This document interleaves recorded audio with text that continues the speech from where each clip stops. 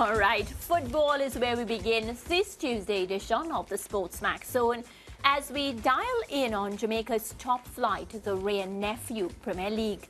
Well, fans were served a special treat on Monday night with one of the fiercest derbies in Jamaica. But first, let's talk about the opening game of the Anthony Spalding doubleheader to close matchday 9. Waterhouse taking on Malines United, and it was the men in yellow and blue who came out on top by 3-1. Andre Fletcher, he netted a brace, while the experienced Nicholas Hamilton was also on target. Both camps reacted to the result. Kind of get together towards the middle part of the first half, and into the second half you saw how we looked organized, and I thought we conceded some poor ones. We lapsed at some crucial times. At the first one right through the left side of the field, and that was a goal, and at this level that's unacceptable. You saw the third goal, again it was an awful one. I mean, we're grateful for the 3 points. But I mean, we have to be grateful going forward. But in terms of our performance tonight, I think we were off somewhat. I know we got 3 goals. We had a lot of chances. We could have made it a little bit more. But in terms of how we move the ball and how we coordinate going forward, a little bit lackluster tonight. But again, we give thanks. All right, so let's start the discussion now. Donald joins us in studio. So, of course, we just heard from the coach, Damian Gordon. Donald, he says he's grateful for the 3 points, but he sensed a set of things that were off. Yeah, I mean, so there are a couple of things that were off, but I'm more mindful of how Malines United actually played.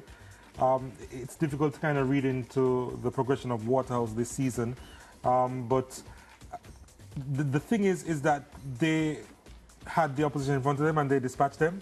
Malines United, of course, being at the bottom of the table, would be a little bit more concerned with their plight. Yeah. They haven't done well at all. I think they've just picked up, 4 points from their 9 matches so far, which is absolutely unacceptable. And they would have to do some introspection as to how to move on from this position. But Waterhouse wouldn't have learned a whole lot, I felt, from that game. Yeah, what stood out for me was the Andre Fletcher brace. Brilliant stuff. He's been going about his season well. Yeah, he has been. Obviously back home after that little sojourn away to Mount Pleasant. So it's good to see him back. It's good to see him actually in some really good form. And he really took his chances well. Obviously, he's back in an environment that he's comfortable in. And you can see that he's playing football with a smile on his face. Which is always good. Which is always good. You usually get the best out of players in that scenario. So it was good for him to score a couple of goals that were really well taken, in fact. Yeah. Well, now to the feature game. That's the West Kingston derby between arch rivals Arnett Gardens and Tivoli Gardens. And it lived up to the hype. Well, the home team, Arnett, came away with a 2-1 win as Kimani Arboyne scored the winner in the 65th minute. We have the post-match thoughts from the coaches. Let's take them. We missed 3 clear chances in the first half. They missed 1. Outside of that, I mean, that poor error in the latter part that resulted into the second goal for them. At this level, it's not accepted. I mean, they give it their all. Today it was a pretty much good game for both teams, end-to-end action, and it's unfortunate we don't even get a point from this game. Yeah, I think we were doing well, and then we let them back in the game, and we just didn't manage think the proceedings well after that. But thankfully we got 3 points tonight. We know it wasn't going to be easy, but we are happy that we came away with the 3 points. We had to make some adjustments, some tactical adjustments, and luckily it worked for us. All right, and these are the full results. We have here Mount Pleasant, that a 3-1 win against Harbour View. Portmore United picking up all 3 points against Humber Lion. Montego Bay United 2-1 against Don Beholden FC. Racing United beating Chapelton Maroons 1-0. Cavalier 2-1 win over Vare Phoenix United. Waterhouse 3 goals in that win against Malines United that only scored 1, as we told you. And Arnett that 2-1 against Tivoli Gardens. Well, Portmore United sit atop the standings with 19 points, 2 ahead of Montego Bay United on 17. And of course, Waterhouse in third and Mount Pleasant, they round out the top 4.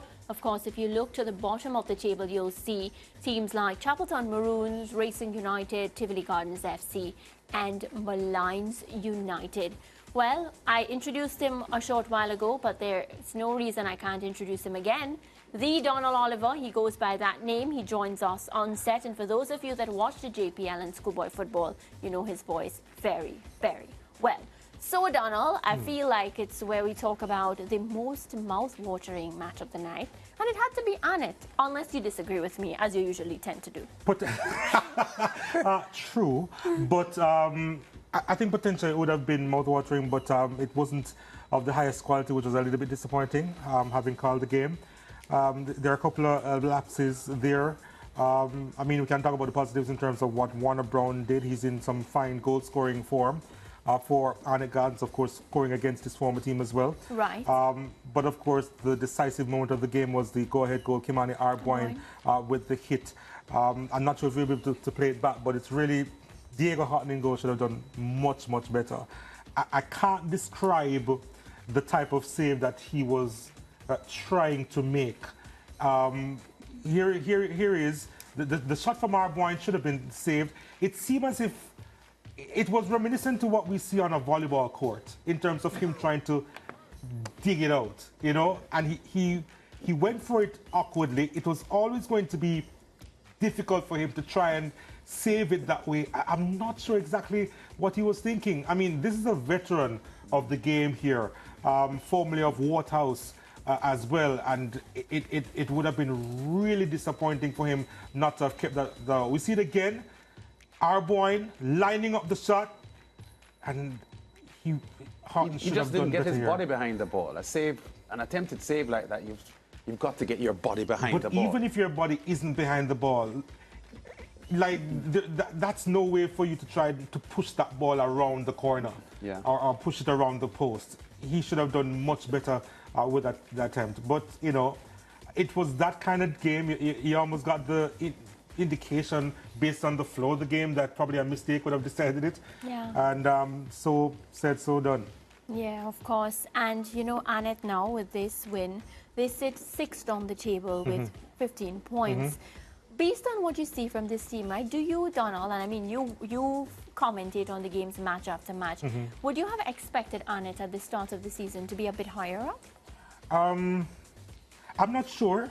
There was that one standout season where they actually remained top of the league, and they were very consistent. But usually Arnett Gardens is a team that kind of lags in the middle of the pack.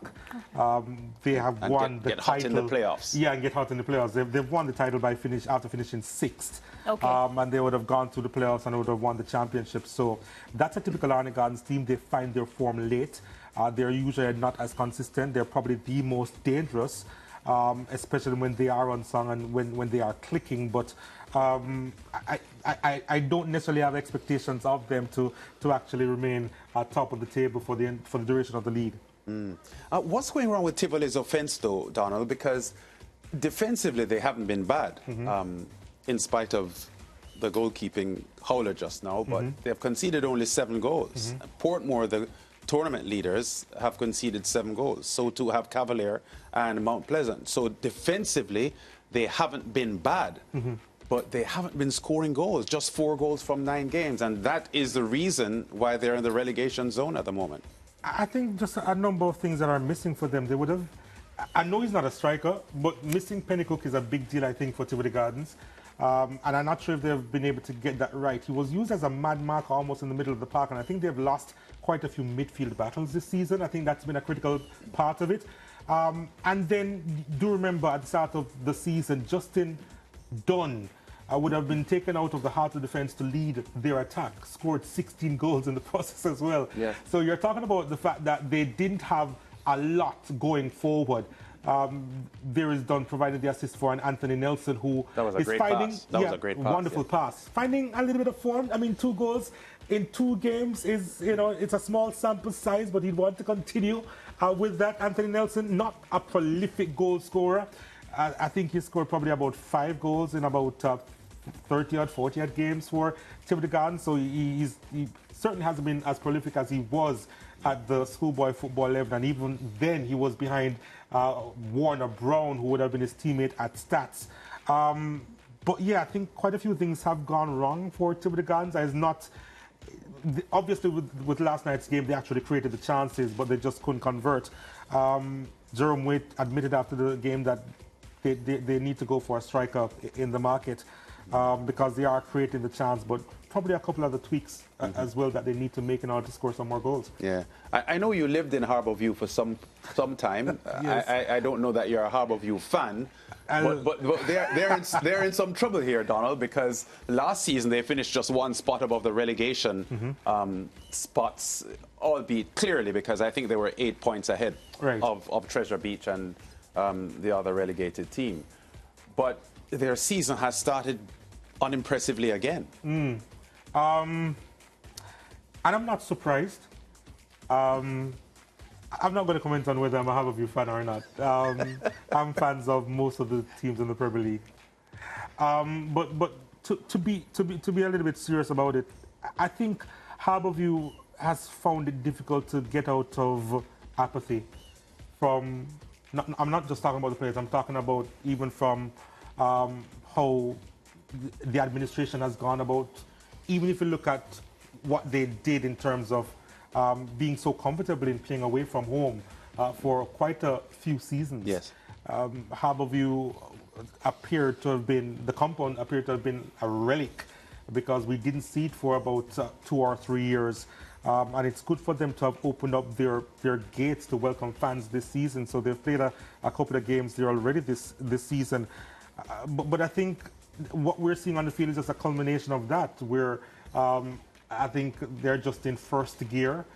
They do have a new coach. Dudley Bernard would have stepped away at the end of last season, probably thinking that, okay, probably the boys are hearing his voice too many times and it's not having the impact. They have a couple of wins under their belt after beating Racing United. They probably felt that they could have done something at Draxhall against Mount Pleasant, who have also been inconsistent the last few games, but that wasn't the case. So a lot of things just haven't been going right for them. They would have relied on Andre Fagan, a veteran again in this league. They want the young boys to step up in their squad, and for the 34-year-old Andre Fagan to still be leading the line, yes, and not getting that assistance in terms of goal scorers. Akosa Chung, of course, is up on the goal scorers chance, but most of his goals have been penalties. Yes. But as far as goals in open play, they certainly need to improve on that. And it's a bit disappointing for Harbourview to be as inconsistent as they have been over the last couple of seasons. And if you look at the record they've had all season, 3 wins, yes, but before the Racing victory they had recently, their last victory would have come in September, and they've won just 1 of their last 6 matches, and not a good look for them, because even the 3-1 victory over the Racing United team, you could argue that Racing are a bottom of the table team at the moment. So I don't know how much you would want to read into that result. It's a little bit more damning, as I have pointed the finger to what's been happening over the last couple of seasons with Harbourview. Their last 43 matches, they've just registered 10 wins, and that is a statistic that they obviously shouldn't be proud of, because that's, what, a 25% win record over the last 40-odd games. So, again, obviously, with the new coaching, the head coach there, in Jason Henry, I'm not sure how much more he can do. The boys, I hear, respect him, and he demands their respect.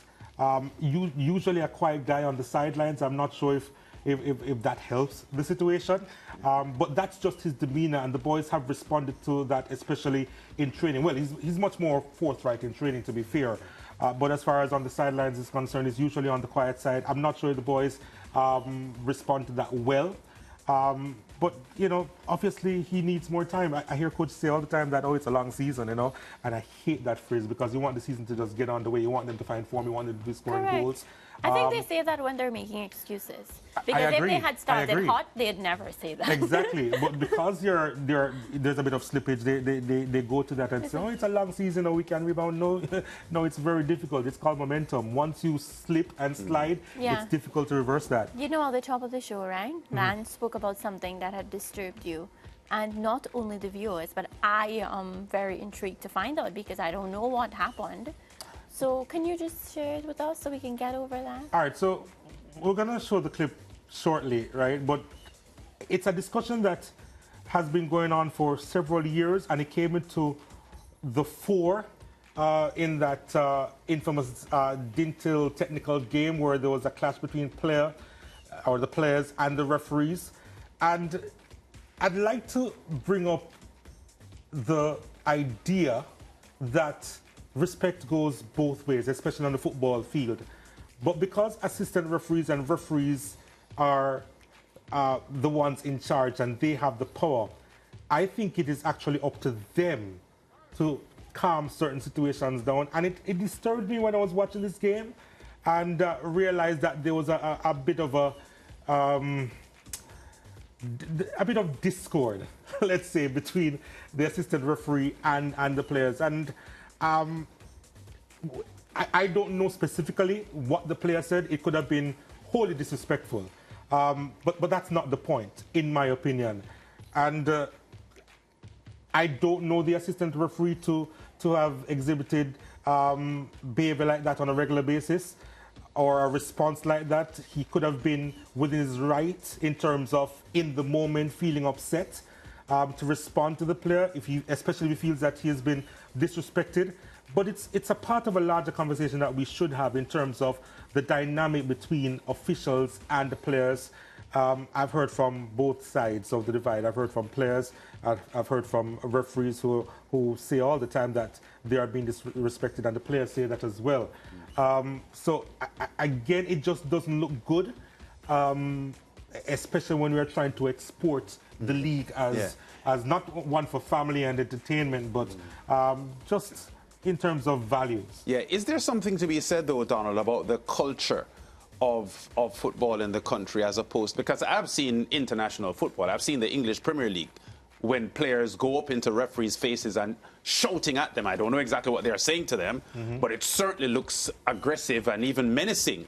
And most times the referees don't react in any significant way. Because they would have been in trouble if they did. And I'm just saying the point that you're making, that the referee should be the adult in that kind of confrontation and not try to hit back punch for punch, which seemingly, well, at least verbally, is what the assistant referee did here. I don't know exactly what he said, but it couldn't have been, hi, how are you? No, and he obviously didn't have a smile on his face as well. But yeah, I mean, it just needs to be a part of a larger discussion. And I think that needs to be had. Where you're coming from. So at Easter matches, when you go there is actually someone on the speaker system that again reminds fans to be respectful of referees, right? Yes. So right now we are on the side, or the general population on the side of the officials, saying that the players and fans should be respectful of the officials and the referees and the assistant referees. But it does go the other way as well. Yeah. And it's a similar dynamic between police and citizens. Yeah. Where if some of them take advantage. Exactly. You have the power, you have the cards. You can eject anyone in the ground, including fans. Yes. You don't need to go up into the face of players. You don't need to respond or answer back. If you feel disrespected or slighted, you literally have the power in your pockets. Well, you know, there was a time, I think, before a season starts where the stakeholders would get together and come to some sort of a common ground about what is expected from the players, what is expected from the officials, and even how they should respond to the fans. So when a season starts, all of the stakeholders recognize and embrace the function of the officials and what has to be done. I'm not sure if that is happening today, but it did happen many seasons ago when prior to the start of the season, they would have a sort of a huddle and sort of set some guidelines as to how things are supposed to go. Not that people don't know the rules, because they do, but sometimes there needs to be some sort of a refresher process. The thing is that we're so deep into the abyss, right? That's the issue that I have. Don't know where to begin, don't know where to end. There's disrespect on both sides. So it's kind of difficult. And right now, again, the general population on the side of the officials. But I reiterate, it goes both ways. So it's not just a matter of players come out of the official faces or don't talk back to the officials. The officials, they have a responsibility as well to not instigate anything. And I know of incidents where officials would have instigated a response from a player or from players. The players respond to what the official said, whether it's homophobic slangs. And the players respond, and the players would get a yellow card or a red card. No, that's not supposed to happen. Right. But it happens all the time, and again, it needs to be discussed properly, and we need to get to the bottom of it. Well, we have already started a discussion right here on the SportsMax Zone, and it's something that we'll be looking into, and of course, keeping a very, very close eye on. So we're going to wrap up this JPL discussion and come right back. Donald is staying with us because we have schoolboy football to talk.